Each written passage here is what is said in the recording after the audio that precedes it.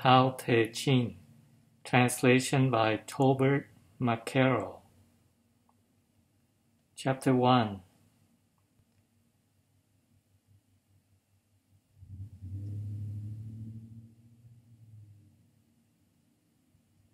The Tao that can be spoken of is not the eternal Tao. The name that can be named is not the eternal name. So from this, my understanding is,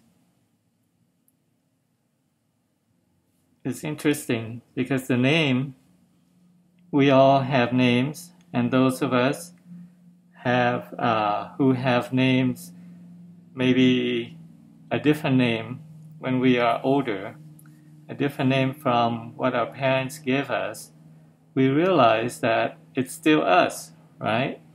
But the name is different.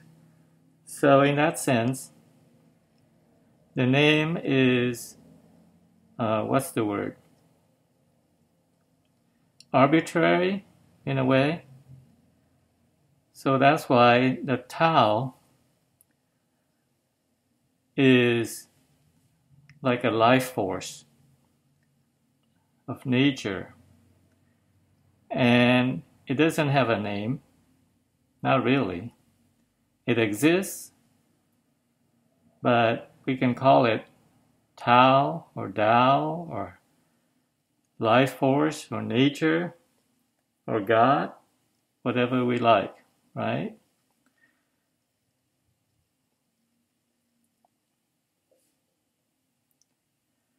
So things that can be named is not necessarily the eternal thing. So to me, this is just saying that names are just arbitrary. Okay. And then it says, the nameless is the beginning of heaven and earth. The name is the mother of the 10,000 things. Okay. So I think that it's saying that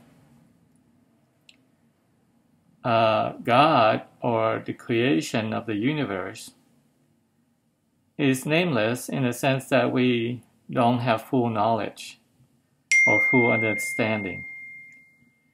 And the name are like, our ancestors, our parents, they have names, and they have children, and the children have children. So it's the mother of 10,000 things.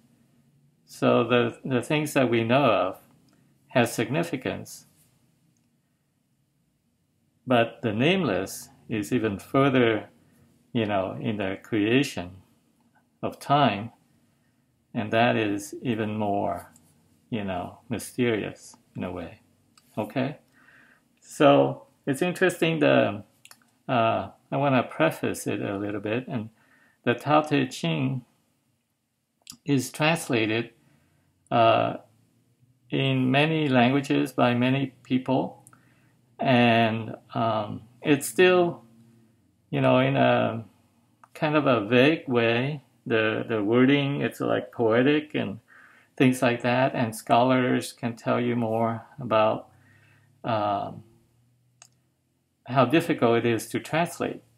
But the interesting thing is, as a layman, I read it, all through my life, and I found that even though, I might not understand completely its meanings, I can feel it. It's like a truth or a power or an energy, and you can sense that there is something to it, something to what is said here that is universal and,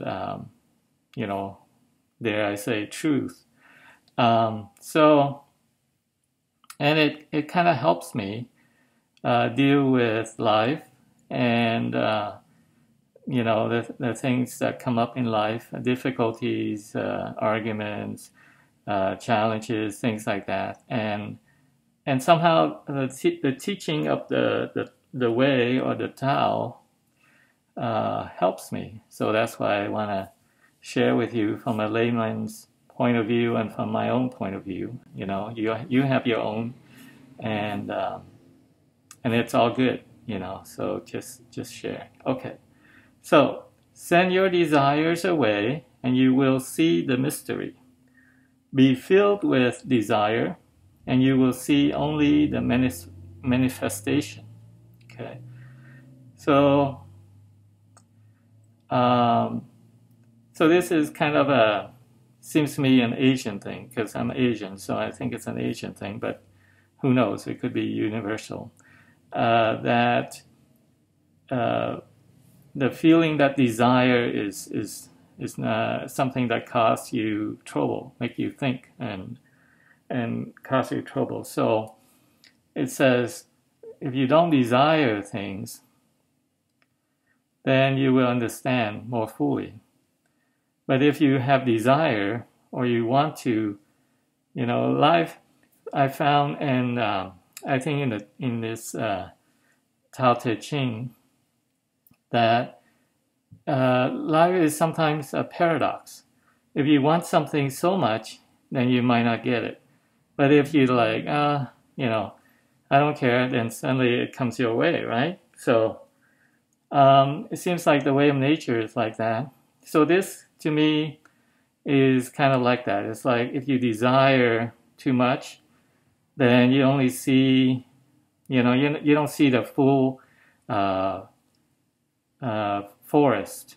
You only see the trees, and you see the problems, and you get discouraged. But if you don't desire, then you kind of like back off, and then you're able to see the bigger picture, and you might be more patient, and you will understand more. Okay, so that's the possibility there. Okay, as these two come forth, they differ in name, yet at their source they are the same. This source is called a mystery. So when they say these two, I guess they're referring to the name and the nameless, probably. Still, that's what they're talking about in chapter 1 here. So these two, name and nameless, come forth. They differ in name. Okay, that's kind of weird, but so they're different, right? Yet at their source they are the same. Okay, so the name and nameless, they come from the same source. I think that's what it's saying. That, and the source being the Tao, or the Tao, or the life force, right? The energy of life. Okay, this source is called a mystery. Okay, because nobody knows exactly what's going on. That's the nature of life. We are not given information, and maybe it's meant to be that way, so that we have awe and mystery, and that makes life more interesting. A side note, I come to feel like life is perfect the way it is, even though it seems strange and maybe not fair, and this and that, but it's fair in a way that we all have a hard time. We all have same challenges and ups and downs. Even it doesn't matter if we're born wealthy or born poor.